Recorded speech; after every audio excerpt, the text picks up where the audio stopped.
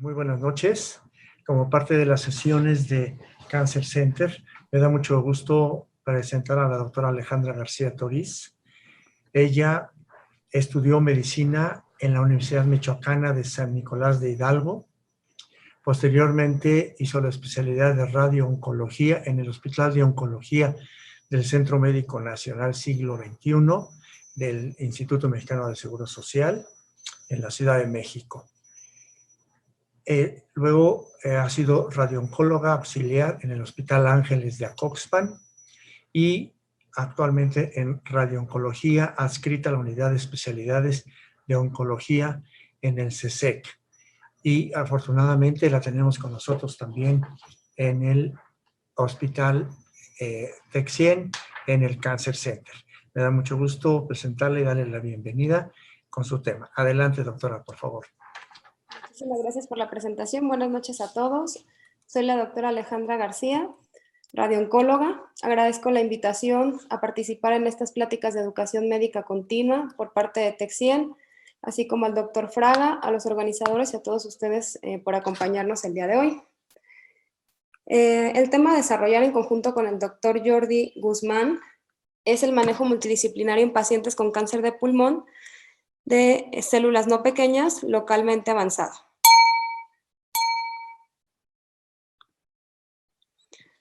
Los puntos que tocaremos en esta plática son los siguientes. Hablaremos un poco acerca de epidemiología, tocaremos un caso clínico de un paciente en etapa clínica 3 y otro paciente en etapa clínica 4.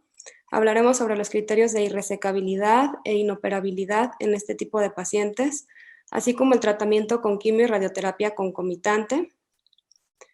También tocaremos qué es lo que establecen las guías NCCN y cuáles son los estudios más relevantes que nos hablan sobre este tema. Hablando sobre cáncer de pulmón, es importante mencionar que es el cáncer no cutáneo más común en todo el mundo. Como podemos observar en las gráficas, los datos mundiales nos dicen que se reportan más de 2 millones de casos al año y 1.800.000 muertes, lo cual corresponde al 18% de todas las muertes por cáncer. ¿Qué pasa en nuestro país? Bueno, nuestro país ocupa el 5º lugar de incidencia, con un reporte de 9.000 casos por año. Sin embargo, corresponde al primer lugar en mortalidad, con prácticamente 8.000 casos de defunciones por año. En la última década, se ha observado un incremento en la incidencia de este padecimiento, sobre todo en pacientes más jóvenes, que antes pues, no era lo habitual que lo encontráramos de esta manera, también en pacientes no fumadores, y se ha visto una incidencia muy importante ahora también en mujeres. En cuanto a la histología, el cáncer de pulmón de células no pequeñas corresponde al 80% de los casos diagnosticados de cáncer de pulmón. De este 80% de cáncer de pulmón de células no pequeñas, una tercera parte se diagnostican en una etapa clínica localmente avanzados y la gran mayoría son no resecables al momento del diagnóstico. Los pacientes con etapa clínica 3, sin embargo, se deben evaluar con la intención de darles una terapia curativa. Sin embargo, este va a ser un reto para todos los oncólogos, ya que el plan de tratamiento óptimo es complejo debido a la heterogeneidad que presentan estos pacientes en etapa clínica 3, al estado funcional, al tamaño del tumor, a su localización y a los criterios de resecabilidad que mencionaremos más adelante.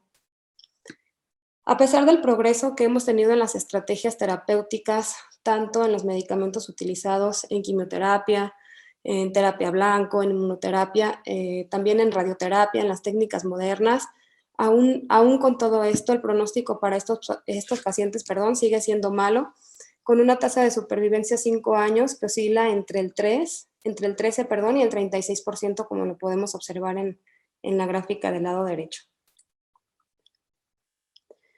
Y bueno, ¿a qué me refiero con heterogeneidad en un paciente con una etapa clínica 3 de cáncer de pulmón? Pues vamos a ver que de acuerdo a la etapificación de estos pacientes, podemos englobar un gran número de pacientes en una etapa clínica 3, desde un paciente con un tumor pequeño, pero con afección ganglionar mediastinal, con tumores grandes, pero sin afección ganglionar, o con N1, que corresponden a los ganglios intrapulmonares, básicamente, lo cual corresponde a una etapa clínica 3A. En una etapa clínica 3B tenemos pacientes con tumores grandes y afección a ganglios mediastinales, así como aquellos pacientes con tumores T1 o T2, pero con una afección a ganglios más extensa. Y en el caso de los pacientes con una etapa clínica 3C, pues tenemos combinado tanto la extensión en el tamaño tumoral como también la afección ganglionar.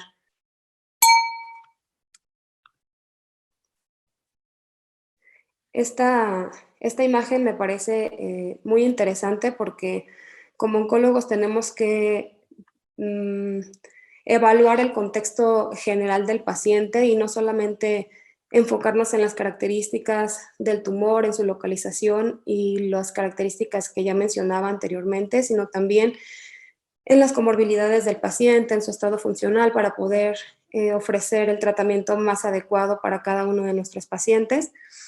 En esta gráfica se ejemplifica con color amarillo el tratamiento con quimio y radioterapia con intento curativo, el cual se ha convertido en el estándar en los pacientes con una etapa clínica 3, seguido de durvalumab, como lo vamos a ver más adelante. Sin embargo, esto se puede desplazar hacia el lado izquierdo, hacia el tratamiento paliativo en aquellos pacientes en los que tenemos una infiltración mediastinal o una extensión tumoral mucho más grande, o en aquellos pacientes que tenemos un estado funcional no el ideal, un ECOG mayor de 2 o un KPS menor de 70.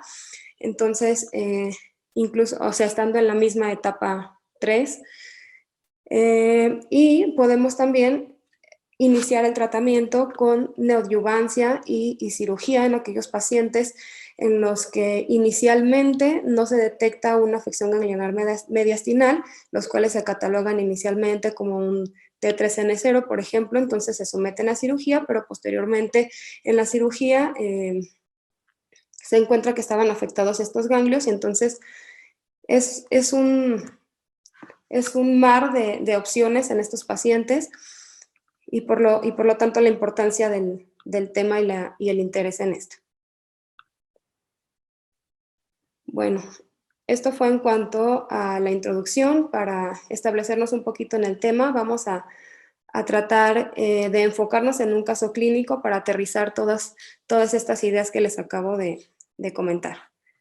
Nuestro paciente es un paciente masculino de 68 años de edad, con antecedente de ser fumador crónico, 30 paquetes al año suspendido hace 2 años, obeso, diabético e hipertenso de larga evolución en tratamiento médico, con antecedente de fibrilación auricular en tratamiento médico. Él inicia hace 2 meses con accesos cortos de tos, expectoración escasa, refiere un silbido expiratorio y refiere también inicio de otros síntomas generales, entre los que destacan pérdida ponderal, pérdida de apetito, desconoce la pérdida ponderal exacta, sin embargo refiere que es aproximadamente de 10 kilogramos en 6 meses, niega hemoptisis, niega fiebre y otros datos. En cuanto a la exploración física, lo que resalta es que a la auscultación hay sibilancias en el lóbulo inferior del lado derecho y mate a la percusión en la región subescapular del mismo lado. El paciente había acudido ya con un médico, quien solicitó una espirometría en la que podemos ver los siguientes valores en cuanto a la relación del FEV, y de la capacidad de difusión del monóxido de carbono también, lo cual, como les ejemplifico en la gráfica del lado derecho, corresponde a un patrón obstructivo con una relación menor al 70%. Se solicitó una tomografía tóraco-abdominopélvica y posteriormente un PET. En la tomografía de tórax se muestra una lesión pulmonar sólida de aproximadamente 6.1 centímetros en el lóbulo inferior del lado derecho, con afectación del hilio derecho y de los ganglios linfáticos intrapulmonares sin evidencia de metástasis a distancia.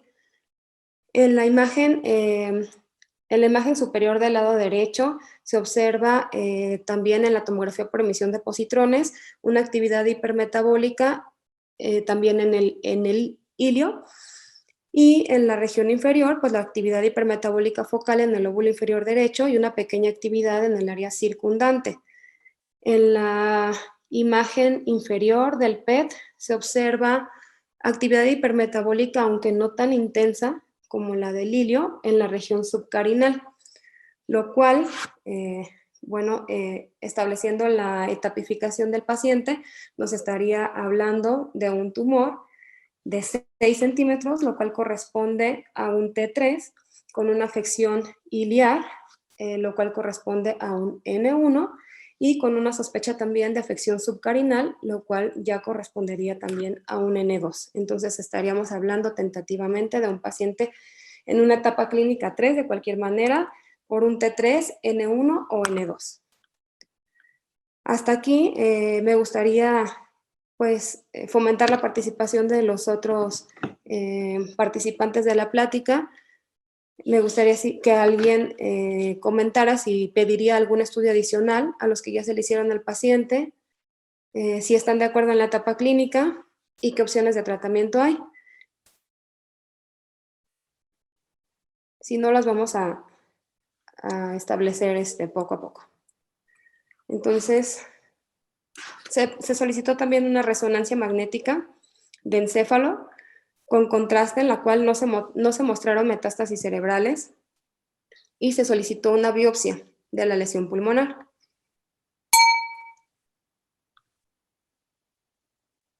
De acuerdo a guías NCCN, ante un paciente en una etapa clínica 3A por un T3N1, debemos de tener los siguientes estudios: las pruebas de funcionamiento pulmonar, debemos de tener el PET, que ya lo tenemos, la resonancia magnética del sistema nervioso central, la cual ya contamos con ella, y nos hace falta la evaluación mediastinal patológica y broncoscopía.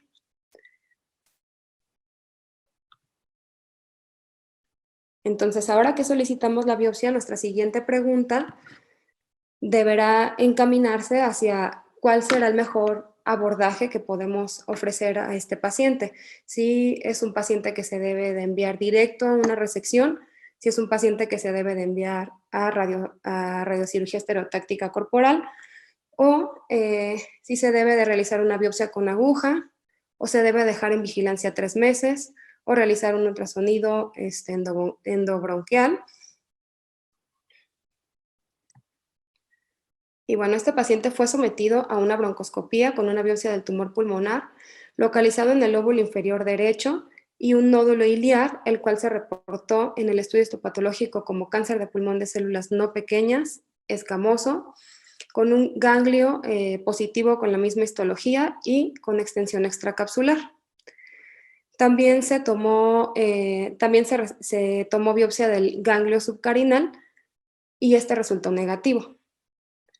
Entonces, nuestro diagnóstico hasta aquí es cáncer de pulmón de células no pequeñas, escamoso, con un estadio 3A por un T3N1. Y se consideró no candidato quirúrgico. Y esto debido a lo que vamos a comentar ahora, más adelante.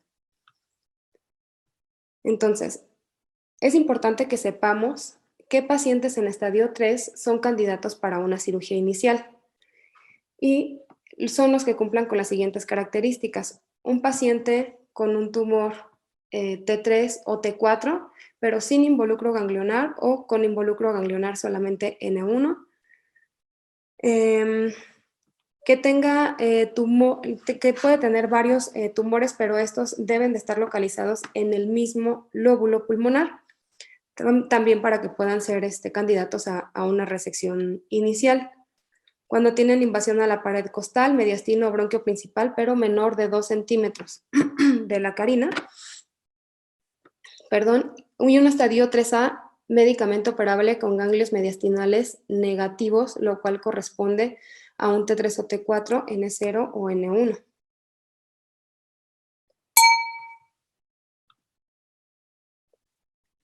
Dicho esto, entonces ahora hablaremos de cuáles son los criterios de irresecabilidad y entonces entenderemos por qué nuestro paciente no se sometió a resección quirúrgica de inicio.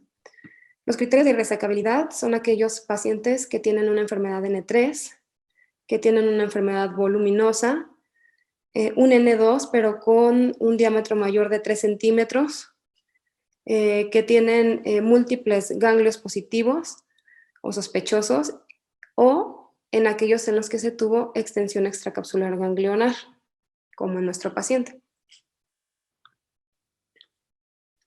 Sin embargo, así como hay criterios de irresecabilidad que están relacionados prácticamente con las características del tumor y la extensión ganglionar, pues también hay criterios de inoperabilidad que estos están relacionados con las comorbilidades y el estado funcional de los pacientes y deben ser tomados en cuenta también. En cuanto a los criterios de inoperabilidad, tenemos aquellos pacientes mayores de 75-80 años con una enfermedad cardiovascular importante, una enfermedad grave asociada no controlable, pacientes con malnutrición, con una capacidad vital menor de 45-50%, una capacidad de difusión menor del 50% o con otras comorbilidades o insuficiencia respiratoria.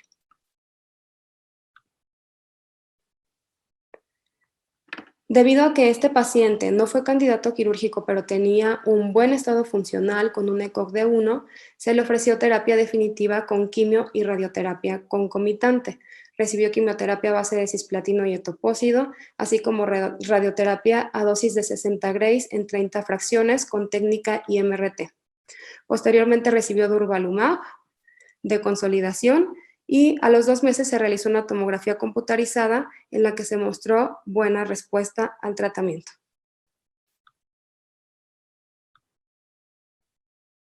Solo como evidencia de el manejo adecuado que se le dio al paciente, en las guías NCCN destaca que un paciente en una etapa clínica 3A, como nuestro paciente por un T3N1, que tiene ganglios mediastinales negativos, pero que se considera no quirúrgico, entonces debe recibir tratamiento con quimio y radioterapia, como está resaltado en la imagen, y posteriormente durvalumab como categoría 1 de evidencia.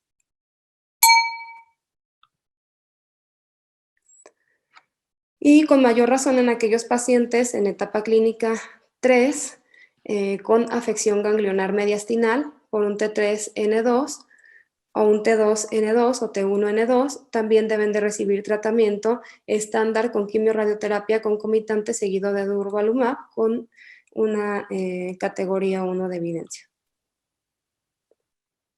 Al igual que los pacientes en etapa clínica 3C.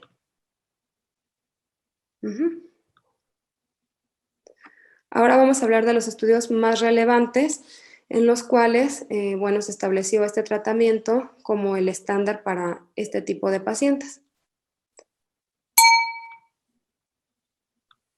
El primer estudio que voy a mencionarles es el estudio de Albine, el cual se publicó en el año 2009. Es un estudio fase 3 aleatorizado en el cual se incluyeron 202 pacientes y se compararon 202 pacientes con diagnóstico de cáncer de pulmón de células no pequeñas en una etapa clínica 3 por T1 a T3 con afección de ganglios mediastinales. Se aleatorizaron a 2 brazos.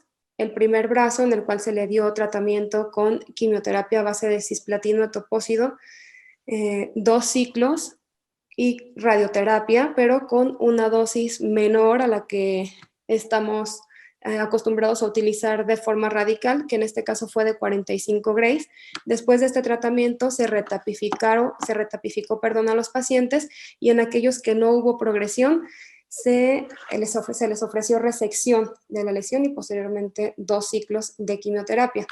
Ese fue el primer brazo y se comparó con el segundo brazo en el cual recibieron tratamiento con quimio-radioterapia concomitante con una dosis radical habitual de radioterapia de 60 a 66 grays, en este caso 61 grays, y seguido de 2 ciclos de quimioterapia, y lo que se valoró fue la sobrevida global y la sobrevida libre de progresión, observando que no hubo una diferencia estadísticamente significativa en cuanto a la sobrevida global, Sin embargo, en cuanto a la sobrevida libre de progresión, vemos que el tratamiento con quimio-radioterapia seguido de resección tuvo 23.6 meses de supervivencia general media versus 22.2 meses en aquellos que solamente recibieron quimio y radioterapia sin resección, y esto sí fue estadísticamente significativo.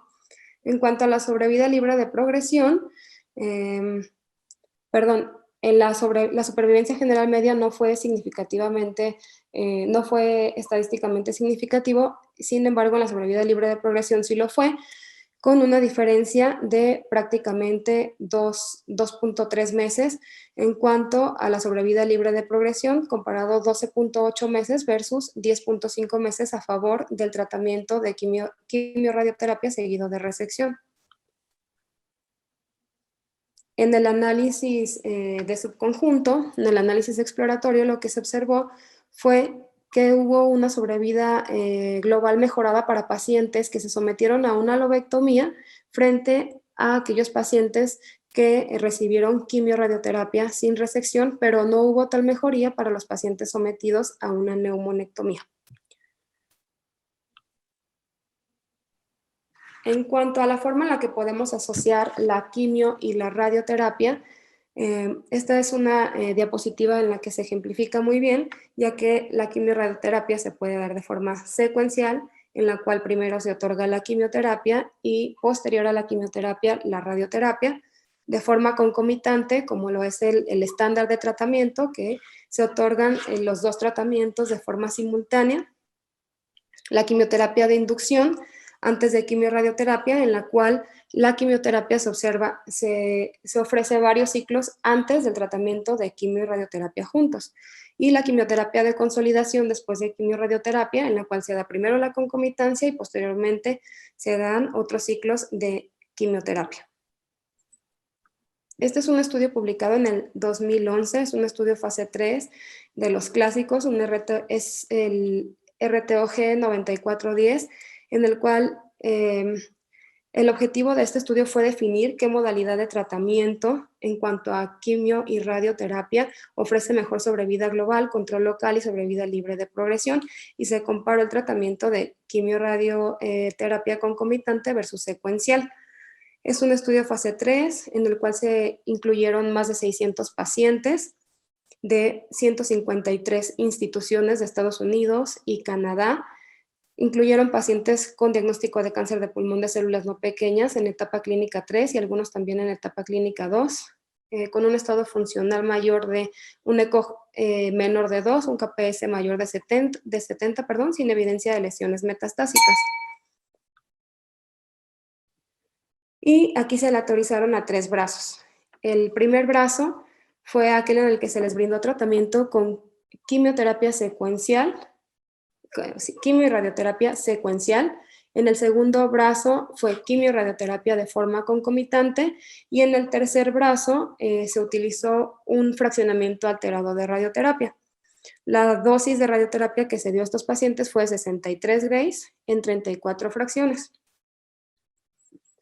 Lo que se observó en este estudio a una media de seguimiento de 11 años fue que la supervivencia media mejoró en aquellos pacientes en los que se les dio tratamiento con quimio y radioterapia de forma concomitante, presentando una supervivencia media de 17 meses en este tratamiento versus 14 y 15 meses en los otros brazos del estudio. En cuanto a la supervivencia a 5 años, igual el brazo 2 fue el favorecido, presentando un 16% de supervivencia versus un 10% y un 13% del brazo 3, con una significancia estadística. Por lo cual, se estableció que el tratamiento de quimio-radio concomitante es el estándar para estos pacientes en etapa clínica 3. La tasa de respuesta en el brazo 2 también fue mejor. La tasa de respuesta clínica fue de 70%, con una respuesta completa hasta del 42%, lo cual también fue estadísticamente significativo. Y no se demostró ningún beneficio del tratamiento con el fraccionamiento alterado de radioterapia y quimio-radio versus el tratamiento con dosis estándar. Perdón.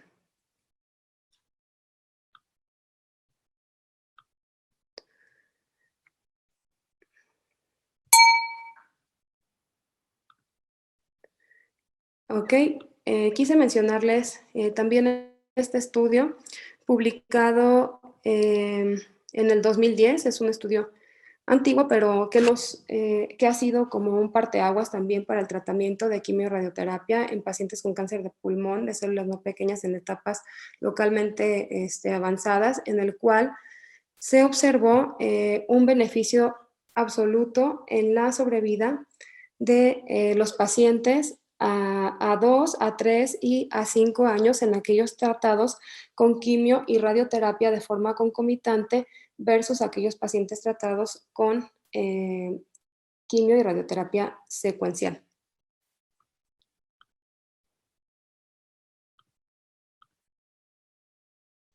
Y bueno, en este estudio que les acabo de mencionar, se incluyeron todos estos estudios anteriores. Este fue un metaanálisis en el cual, bueno, en esta gráfica se observa claramente el beneficio de la concomitancia del tratamiento con quimio y radioterapia en estos pacientes. Voy a mencionar algunos de los puntos clave sobre radioterapia en el cáncer de pulmón de células no pequeñas en etapa clínica 3 y esto me interesa que quede claro, que se lo lleven a casa, que, bueno, radioterapia definitiva no ha demostrado un beneficio en escalamiento de dosis en cáncer de pulmón de células no pequeñas y resecables por arriba de 60 a 66 Grays. Hubo un estudio de la RTOG, el 0617, en el cual se comparó la dosis estándar con una dosis mayor, que corresponde a 74 Grays, y no hubo ninguna diferencia en sobrevida, la sobrevida global. Al contrario, hubo un deterioro en aquellos pacientes que recibieron más dosis y esto fue estadísticamente significativo, por lo cual sigue siendo el estándar de tratamiento esta dosis de 60 a 66 Grays.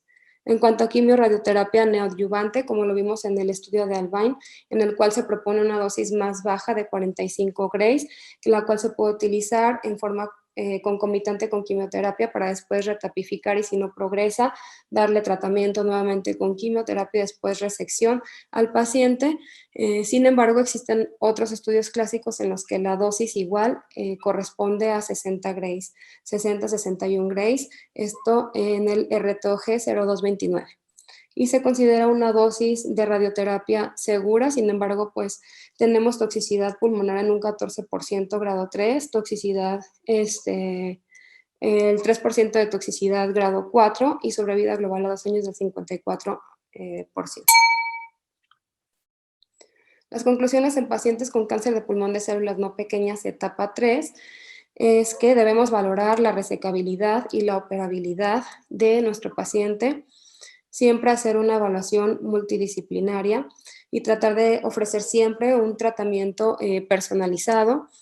También tomar en cuenta la preferencia del tratamiento del paciente, ya que, bueno, solo el 40% de los pacientes con cáncer de pulmón de células no pequeñas en estadio 3 y resecables son elegibles para tratamiento con quimio y radioterapia concomitante, y esto debido a las comorbilidades o al estado funcional del paciente al diagnóstico.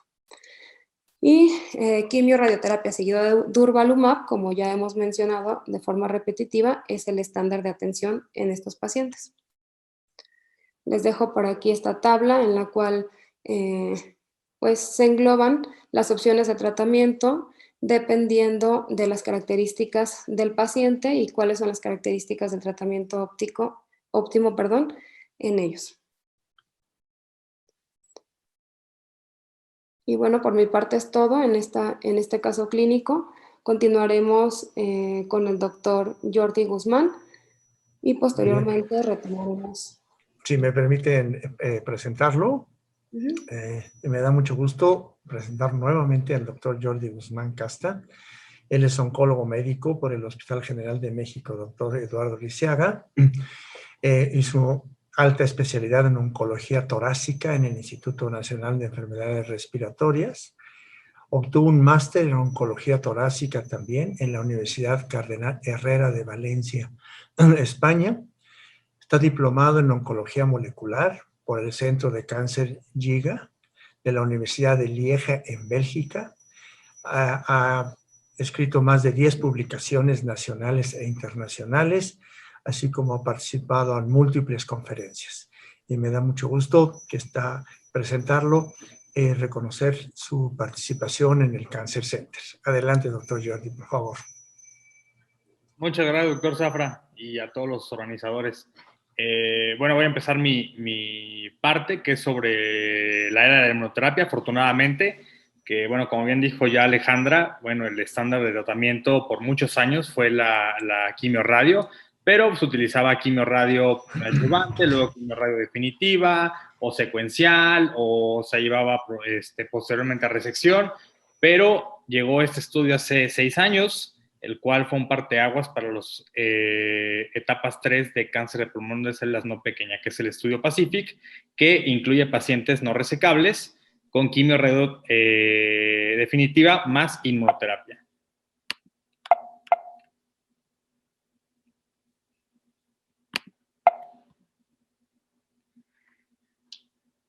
Ok, recientemente, NASCO del 2021, se presentó la sobrevida global a 5 años en el beneficio de este estudio de PACIFIC, que es el uso de durvalumab, que es un anti-PDL1, posteriormente del uso de quimio-radioterapia.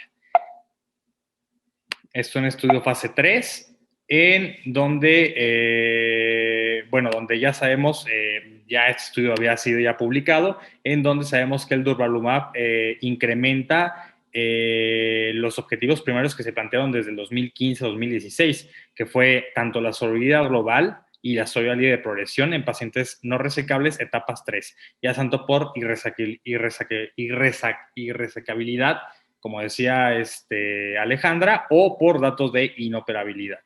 Y bueno, ¿qué vemos en esto? Vemos que en la sobrevida global, en un hazard ratio de 0.68, ¿qué quiere decir? Una P claramente estadísticamente significativa, que en la sobrevida global a 5 años el riesgo, la disminución del riesgo de muerte es de un 32%, que para cáncer de pulmón es un avance maravilloso.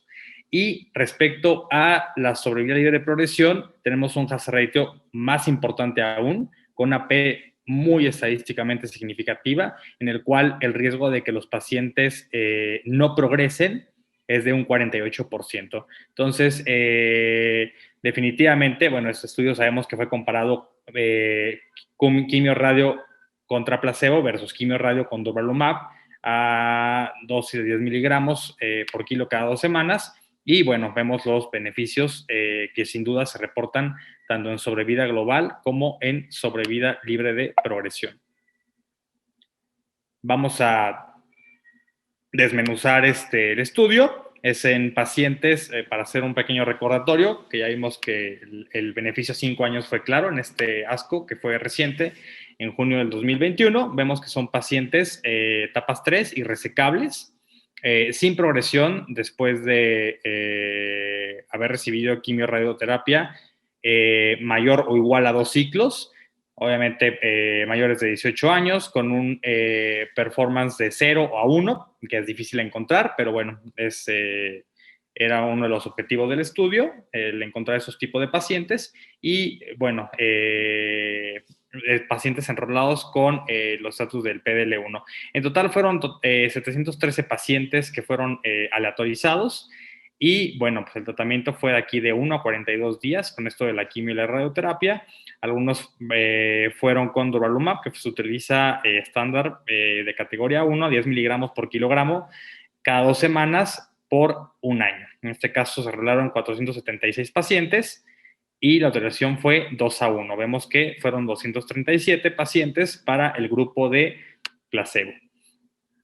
Los puntos primarios o los objetivos eran sobrevida libre de progresión y, bueno, la evaluación del RECIST, tanto por el investigador interno, tanto por una evaluación externa y la sobrevida global.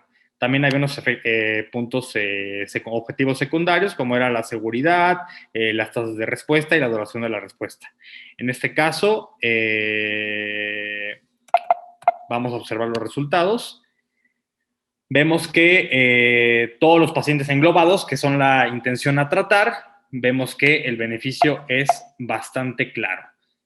Vemos aquí que en la sobrevida global el hazard ratio fue de 0.72, que es una disminución del riesgo de muerte de un 28%. Vemos que claramente, vemos aquí en los 12 meses, que desde el año siempre la curva está separada versus el placebo. Vimos de 83 a 64. Entonces, básicamente, vemos que año por año hasta llegar a los 5 años, como se hizo la revisión en este ASCO 2021, pues prácticamente llega entre 8, 11, 10%. Prácticamente hay una separación entre 10, máximo 13% entre el durvalumab versus el placebo. Entonces, lo cual es, el durvalumab le ofrece pues una mejor calidad de vida, duración de la respuesta, tasas de respuesta, aumento de la sobrevida global y aumento de la sobrevida libre de progresión. En este caso vemos que la mediana de sobrevida fue de 16.9 meses en sobrevida libre de progresión, que esto fue al principio del estudio, y 5.6 meses únicamente en el brazo de placebo.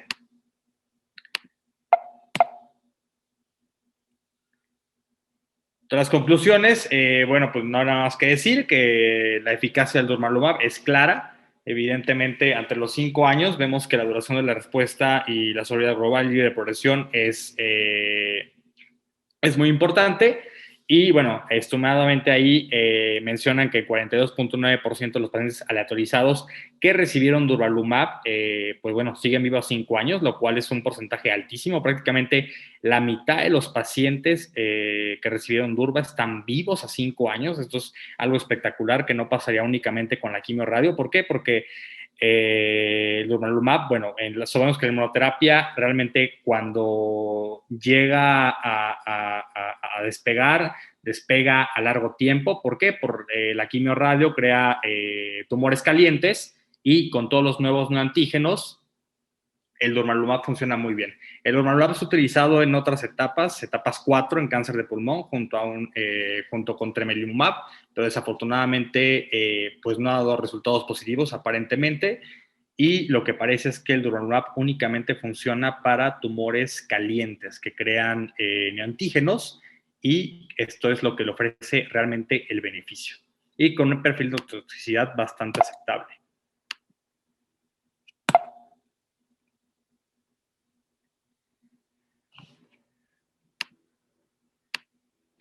Ahora vamos a presentar, no, se fue para atrás. Vamos a presentar un caso clínico, como había dicho Alejandra, un caso clínico de etapa 4 en una paciente con ALK positivo. Es un caso real del año pasado. Vamos a ver la identificación del paciente, las siglas: edad 42 años, originaria y residente de la Ciudad de México, escolaridad licenciatura, ocupación administradora de empresas, religión católica. Antecedentes heredofamiliares: madre diabética, padre hipertenso, hermana con lupus, hermano con enfermedad renal crónica, una glomerulonefritis membrana proliferativa, un tío paterno finado por cáncer de colon, la abuela materna con cáncer de mama y el abuelo paterno finado por cáncer de próstata. Dentro de los antecedentes personales no patológicos es importante: tabaquismo negativo, tanto activo como pasivo, alcoholismo socialmente, toxicomanías negativas, exposición a biomasa también negativo, y también negativo para la exposición a láminas de asbesto sobre todo. En antecedentes personales patológicos, en crónico-degenerativos, negativo, en enfermedades hematoinfecciosas también negativo, fracturas en la niñez de coles, alergias negativos y cirugías también negativos. Padecimiento actual.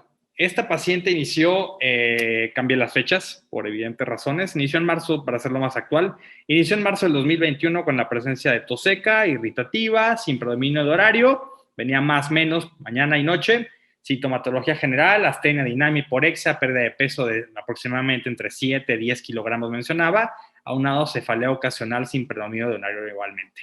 Acude con médico particular, el cual realiza, por estos tiempos que vivimos, prueba de COVID-19 siendo negativa. Se deja tratamiento sintomático, no hay mejoría al tratamiento, aumenta la sintomatología y, bueno, solicita una radiografía de tórax donde se encuentra una tumoración parietal izquierda importante. por lo que se deriva a neumólogo particular, el cual solicita un estudio de tomografía en donde se observa una lesión pulmonar izquierda de aproximadamente 9 centímetros para iliar y se decide broncoscopía con toma de biopsia e igualmente solicita PET y resonancia magnética de cráneo, lo cual sabemos que únicamente en cáncer de pulmón es estándar el inicio pedir PET y resonancia magnética. Aquí vemos la radiografía de tórax, que bueno, sabemos que en lesiones pequeñas la radiografía tanto como screening como para diagnóstico es pobre y no sirve, más que la tomografía de baja dosis, pero bueno, en este caso la tumorización era tan grande que bueno, el tumor fue bastante evidente. Como habíamos comentado, solicitó el estudio de PET, donde vemos el metabolismo, el hipermetabolismo para el iliar izquierdo. Y vemos en la broncoscopía, pues el tumor que englobaba el bronquio izquierdo. Se hace toma de biopsia. Para atrás. Adelante. Ahí está. Se realiza resonancia magnética de cráneo, en el cual únicamente se encuentra una lesión en hemisferio derecho, la cual es mayor de 2 centímetros, tiene edema perilesional, pero es única. Posteriormente, en el seguimiento de neumología, bueno, en el PET reportan la lesión para el área izquierda, ya mencionada, de 10 por 9 centímetros, con un Sumax de 17.8, y el resto sin datos de actividad tumoral. No puse las demás imágenes, fueron negativas. La resonancia magnética, habíamos visto la lesión única metastásica hipertensa de 4.4 centímetros con edema perilesional y, interesante, en el reporte de la biopsia pulmonar marcan un adenocarcinoma pulmonar moderadamente diferenciado con células en anillo de sello. Esto ya nos empieza a llamar la atención con mujer, joven, no fumadora, células en anillo de sello. Inmunistoquímica únicamente para confirmar que es un primario de pulmón, TTF1 positivo, napsina A positivo, citocreatina 7 y 20 negativas, P63 negativo, y bueno, para ver neuroendocrinos o células pequeñas como granina, sinaptofisina negativas. Se realiza el perfil mutacional, en donde se encuentra el EGFR negativo. Eso podría haber sido positivo. ¿Por qué? Porque es una paciente no fumadora joven, pero fue negativo. El PDL1 marcó menos de 1%. KRAS sabemos que es exquisitamente en pacientes fumadores, por lo tanto salió negativo. En cambio, salió ALK positivo, en el cual es la paciente ideal, ideona, perfecta, paciente joven no fumadora, únicamente le faltó el antecedente de ser asiática. Le hicieron ROS1, también salió negativo, RET, BRAF también salieron negativos. Ante dichos hallazgos, pues bueno, se envió a oncología médica para valorar tratamiento. Y ahí es donde pues le pregunto a todos los que están conectados, ¿qué hubieran hecho ustedes? Porque tenemos varias posibilidades de tratamiento ante esta situación que tenemos el tumor primario para el área izquierdo y no tenemos actividad visceral, dígase pulmonar, contralateral, no tenemos actividad hepática, no tenemos actividad ósea y tenemos únicamente una lesión a nivel cerebral. Entonces, yo puse únicamente 4 opciones. Puede haber más, de hecho hay sugerencias, pero bueno, ¿cuáles son las 4 opciones? Podríamos, por ejemplo, iniciar terapia dirigida contra LK, que son las que tienen mejor penetrancia al sistema nervioso central y que ya están comprobadas, que son alectinib, brigatinib o lorlatinib. O podemos iniciar terapia dirigida contra LK, mismas drogas, o ofrecer radioterapia holocráneo, que sabemos que tal vez no sería lo ideal, o sería, de hecho, dentro de las 4 opciones, la menos idónea, pero por cuestiones económicas puede ser. Iniciar terapia dirigida contra LK y ofrecer radiocirugía, creo que también es válido. O la 4, que también es iniciar terapia dirigida contra LK y ofrecer resección por neurocirugía y más menos radioterapia. Entonces, no sé si alguien aquí quiera comentar respecto a cuál elegiría. No sé, por ejemplo, si está ahí por la doctora Amalia, que es colega. Hola, Jordi. Híjole, la verdad es que está interesante. Y te comento, ayer entré a la sesión de ESMEO, que también fue de cáncer de pulmón, y ves que lo dio el doctor de Madrid, ¿no? Así es. Y el caso clínico, pues semejante, ¿no? La verdad es que cuando él puso su caso y dijo que la habían operado, o sea, que habían quitado el tumor primario y que, bueno, lo de radiocirugía, yo me quedé como, oh, Dios mío, ¿no? Sí, exacto. Ya pues ahorita que veo tus opciones. Ya somos dos. Correcto. Pero bueno, o sea, yo me iría a lo mejor con ALK, brigatinib, si se puede, y ver radiocirugía, ¿no? O por ahí sería como mi idea, ¿no? Sí, creo que yo también concuerdo con usted, o alectinib o briga, o tal, y radiocirugía, o también creo que es válido ALK y tener lesión medible, puede ser, aunque radiocirugía es un muy buen procedimiento, y dejarme el Lorla para las resistencias de alectinib y briga. Sí, como segunda línea. Exacto, como segunda línea, y que sabemos que también tiene una gran tasa de respuesta a nivel de sistema nervioso central. Entonces, no sé si alguien más quisiera comentar algo por ahí.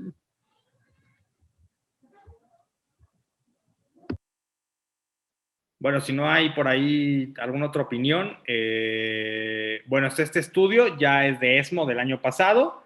Digo, sabiendo que ya tenemos el estudio de el J-ALEX de alectinib, que tiene muy buena penetración en el sistema nervioso central y evidentemente buena respuesta en el resto de nivel corporal.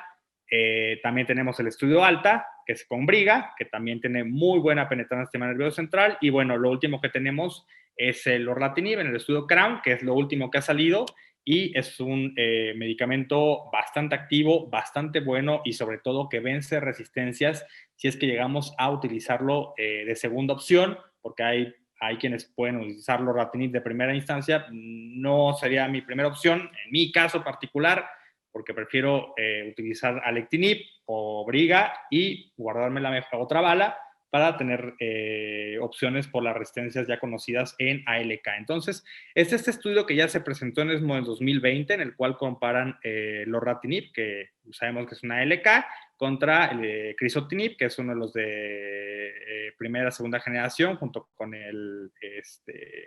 los primeros que salieron, donde se demostró que había actividad anti-ALK, como tratamiento de primera línea en cáncer de pulmón en células no pequeñas. El lorlatinib es un inhibidor de ALK, como ya mencionamos, de tercera generación. En este estudio lo utilizaron etapas clínicas 3 irresecables y etapas clínicas 4, que ha demostrado un aumento de sobrevida tanto libre de progresión como sobrevida libre global, sobrevida global. Y sobre todo por este caso, que no hay actividad tumoral en otro sitio, bueno, actividad en el sistema nervioso central.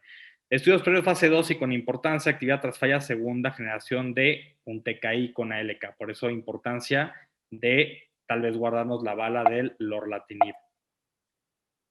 Es un estudio fase 3, aleatorizado, multicéntrico, ya que habíamos comentado, etapas clínicas 3 inoperables, etapas 4 con metástasis a nivel del sistema nervioso central, ALK positivo para primera línea. En este caso, se utilizó crizotinib 250 miligramos en 147 pacientes versus relación 1:1 versus lorlatinib 100 miligramos vía oral, 149 pacientes. El objetivo primero del estudio fue sobrevida libre de progresión y tasas de respuesta objetiva. Y el objetivo secundario fue la duración de la respuesta y la sobrevida global. En los resultados, para no poner todas las tablas e irnos y extendernos, y prefiero mejor la discusión, bueno, ¿qué se observó? Sobrevida libre de progresión a 12 meses. Lorlatinib, 78%, prácticamente el 80% de los pacientes con lorlatinib no había progresado. Crizotinib no llega casi al 40%. La mediana de sobrevida libre de progresión es una maravilla. No está alcanzada, not reach. En un hazard ratio de 0.21 es espectacular, como los estudios con EGFR en adyuvancia, como la DAURA, pero, por ejemplo, vemos que el crizotinib está en 9.1 meses. La mediana de duración tampoco se ha alcanzado, lo cual es bueno. Sigue el lorlatinib dando respuesta, y bueno, en crizotinib está lamentablemente únicamente en 11 meses. La respuesta aquí, sobre todo en este caso que tiene la única lesión en el sistema nervioso central, bueno, fueron 17 para Lorla y 13 pacientes para el grupo de crizotinib. Respuestas completas, espectacular. 12 pacientes que correspondieron al 71% de los pacientes con LORLA y únicamente un paciente con criso, que fue el 8%. Respuestas parciales, que también no son nada despreciables, bueno, únicamente fueron 2, fue el 12%, y para el grupo de criso fueron 2 pacientes, 15%. Enfermedad estable, un paciente para LORLA fue 6% y 5 pacientes para el grupo de crisotinib. En rango de duración de la respuesta, vemos que es espectacular, porque puede ir el LORLA de 3.9 meses, que definitivamente es lo poco común. Lo más común es que llegue hasta los 31 meses, o nos vayamos entre los 20 meses más o menos, promedio. Y vemos que el rango es mucho más corto en el grupo de crisotinib, que es de 5.4 versus 11.1 meses. Y en las toxicidades grado 3 y grado 4, realmente alteraciones hepáticas y el metabolismo de lípidos en el grupo de LORLA, pero realmente bastante manejables.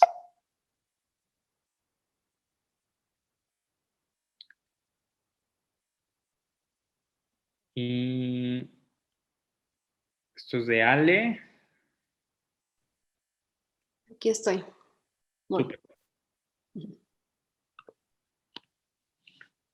Sí, bueno, solamente ya para consolidar lo que ya presentó el doctor Jordi de manera magistral, pues en cuanto a radiocirugía en metástasis cerebrales, idealmente está indicada en aquellos pacientes con menos de 4 metástasis en encéfalo. Sin embargo, hay estudios en los cuales se han incluido pacientes con un número mucho mayor de metástasis y, bueno, sin diferencia en sobrevida global, entonces se puede utilizar también en estos pacientes. Idealmente la lesión debe ser menor de 3 centímetros o de 10 mililitros o centímetros cúbicos de la lesión mayor, con un volumen acumulado total menor de 15 centímetros cúbicos y que tenga un estado funcional aceptable el paciente.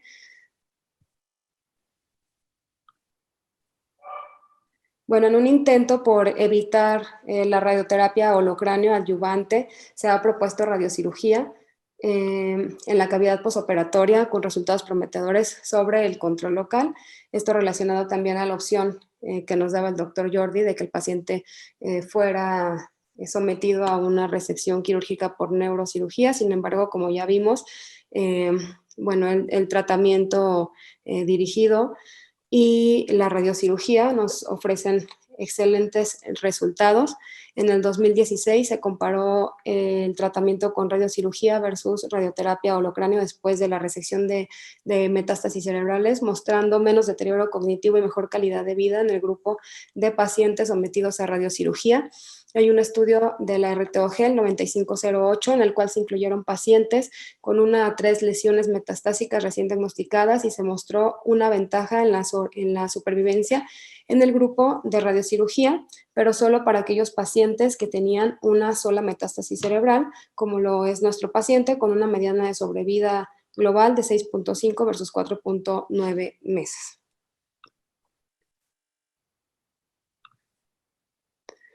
Se observó también una disminución en la función cognitiva en el brazo combinado. La radiocirugía sola se considera como el tratamiento preferido para aquellos pacientes jóvenes, sobre todo aquellos pacientes menores de 50 años, incluso cuando la progresión de la enfermedad intracraneal es un factor significativo en el empeoramiento del rendimiento neurocognitivo. Y bueno, los efectos adversos a largo plazo de la radioterapia holocráneo sobre la función neurocognitiva podrían superar el beneficio proporcionado por un mejor control local. Entonces, definitivamente, si lo podemos evitar y podemos ofrecerle tratamiento con radiocirugía, pues este es el estándar. Un enfoque respaldado por ASTRO en pacientes con pocas metástasis cerebrales tratadas mediante resección quirúrgica o radiocirugía sería monitorear activamente a los pacientes a través de imágenes seriadas y ofrecer holocráneos de rescate tras la progresión de la enfermedad solamente y no de forma inicial. Y bueno, solo mencionar un estudio más en el cual se mencionan las dosis que utilizamos en radiocirugía dependiendo del volumen de las metástasis, que puede ir desde 20 Gray si la cavidad posterior a la resección de la metástasis era menor de 4.2 mililitros, a 12 Gray si la cavidad es de 30 mililitros o más. observando lo que ya mencionábamos, un deterioro de la función cognitiva que fue más frecuente en aquellos pacientes que recibieron radioterapia holocráneo que en los que recibieron radiocirugía, pero sin diferencia en sobrevida global entre ambos grupos, en este estudio específicamente. Después de una resección de metástasis cerebral con radiocirugía, debe ser considerado el tratamiento estándar. Gracias.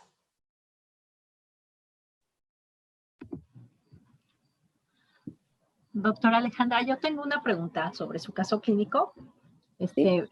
No sé, en cuanto a toxicidad, la verdad es que, bueno, quimio radio con concomitante, pues normalmente es tóxica y no cualquier paciente lo tolera. Entonces, bueno, me da gusto que en su caso clínico el paciente lo haya tolerado y que le haya ido muy bien, ¿no? Pero, ¿cómo les fue con toxicidad en su paciente? ¿Cómo? Bueno, sabemos de antemano que alrededor del 40% de los pacientes en una etapa clínica 3 de cáncer de pulmón de células no pequeñas son los únicos que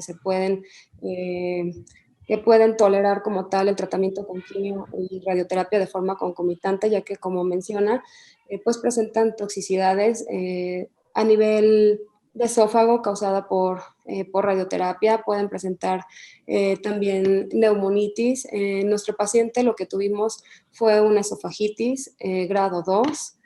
Esto ocasionó la interrupción del tratamiento durante un par de días, sin embargo el paciente pudo continuar, era un paciente que la verdad respondió bien al tratamiento y fue muy tolerante también al mismo, pero en general nos fue bien con el paciente. Muchas gracias.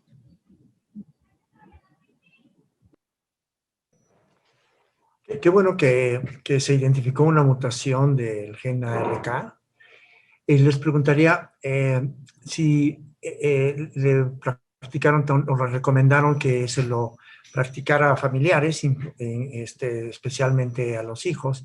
A veces conviene hacer la determinación de la mutación solamente en la descendencia para identificar riesgos. Claro que muchas veces esto provoca una resistencia en los pacientes, pero es de interés para ellos y para sus hijos. No sé si se lo recomendaron practicar a alguno de sus hijos. Yo me quedé, no, Doc. No. Bueno, porque es recomendable hacerlo. A veces no hay antecedentes familiares, porque pues o bien es una neomutación, o bien el gen se ha presentado y no se ha identificado en algunos otros familiares, aun cuando tengan penetrancia baja, es decir, que tengan el gen y no expresen el cáncer, pero conviene hacerlo para prevención de la expresión en la descendencia, incluso en hermanos a veces se recomienda. Ha sido una sesión muy instructiva, muy demostrativa, muy bien presentada. Los quiero felicitar, muchísimas gracias. Y pues, si no hay nada más, nos despediremos. Gracias y felicidades. Vale, gracias. Muchas gracias. Nos vemos. Hasta luego. ¿Los reconocimientos, doctor? Sí, cómo no. A Ajá. ver, por aquí los tengo. Ahí están. Aquí está. Sí, ahí están. Ok. Aquí ya había puesto el mío. Pues muchas gracias y buenas noches. Gracias, buenas noches. Gracias. Hasta luego. Hasta luego. Buenas noches. Bye. Gracias.